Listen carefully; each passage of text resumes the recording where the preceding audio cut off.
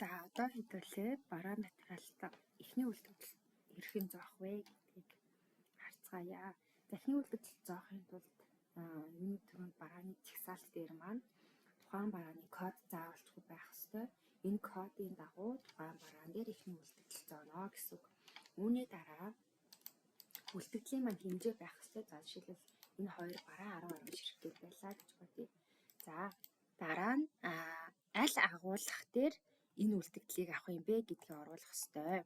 За тэгэхээр агуулгын код маань шаардлагатай гэсэн үг. Тэгэхээр тест агуулгах буюу 1024 гэдэг энэ агуулгах дээрээ би энэ 10 ширхэг үлдэгдлийг авнаа гэд оруулчих тий. Агуулгын код. За дараа нь болохоор бид нөгөө манай агуулгах маань заавалчгүй санхүүтэйгээ холбогдохын тулд нэрв гэдэг одоо хүнийг бүртгэж агаад нэрвийн ардталтаас холбосон шүү дээ тий. Тэгэхээр одоо биднэрт энэ ихний үлдэгдлээ санхүүтайгаа холбохын тулд нэрвийн мэдээлэл байх ёстой. Тэгэхээр одоо хэдүүлээ саяын тест нэрвээгаа бас ихний үлдэгдлээ зоохдоо оруулж өгнө гэсэн үг. За энэ бол нэрвийн код. За энэ хоёр байхад бол ерөнхийдөө болчихноо.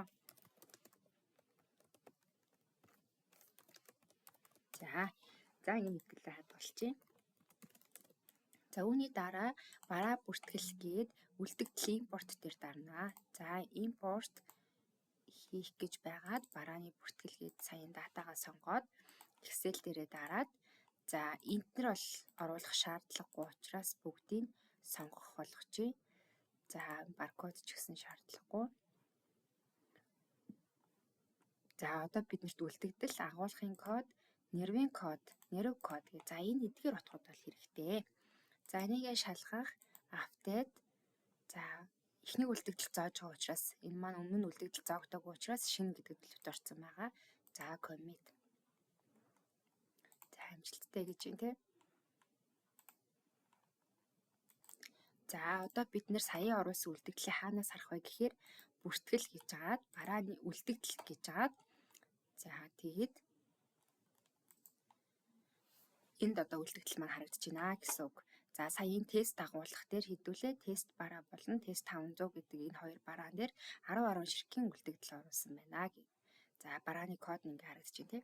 За ингээд эхний үлдэгдлээ зоох юм аа. За баяр таа.